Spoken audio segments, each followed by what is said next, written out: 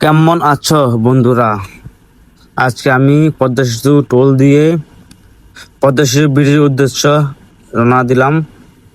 WhatsApp guys, classic version মোটতে সবাইকে স্বাগতম।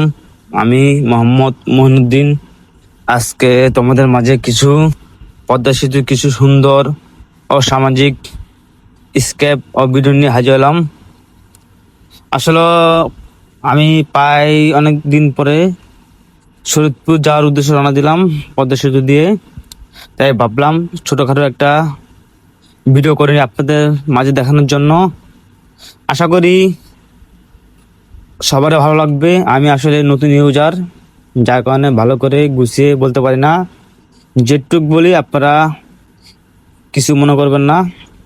আসলে পদ্মা সেতু করার কারণে আমাদের দেশের অনেক কিছু মানে সহজ হয়ে গেছে। যেমন আগে আমরা শরীয়তপুর যেতাম কিভাবে, আমরা তোমার মামা এসে শিপে দিয়ে এখন ট্রলার দিয়ে নদী পার হতাম, ঠিক না? আর এখন বর্তমান যে কোনো টাইম, রাতে 10টা 11টা 12টা 1টা 2টা সময় যে কোনো টাইমে পদ্মা সেতু দিয়ে যাওয়া যায়, ঠিক না?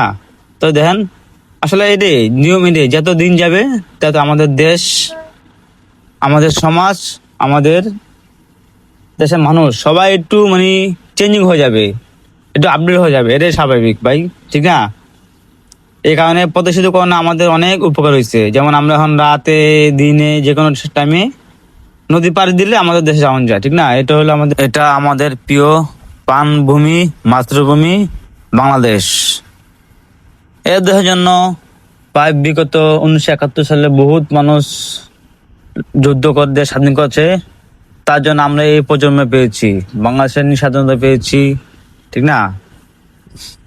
আসলে ভাই কি আর বলবো, বললে অনেক কিছু বলা যায়, আসলে এত কিছু বলা সম্ভব না। আমার দেশে অনেক অনেক ঘোরার জায়গা আছে, প্রচুর ঘোরার জায়গা। যদি ঘুরতে যাওয়া যায় তা ঘোরার জায়গা শেষ হবে না, ঠিক না? এ হলো বাংলাদেশ। ইনশাল্লাহ আমাদের প্রায় ঘোরা প্রায় শেষ পর্যায়ে। আমরা এখন পদ্মা সেতু টোল প্লাজার দিকে আছি, মানে শেষের যে বাইরে হবো টোল প্লাজা। আশা করি সবাই ভালো থাকবেন, সুস্থ থাকবেন, এই কামনা রইল। আল্লাহ আল্লাহ তাআলা যেন আমাদের সবাইকে সুস্থ রাখুক, ভালো রাখুক, এই কামনা করি।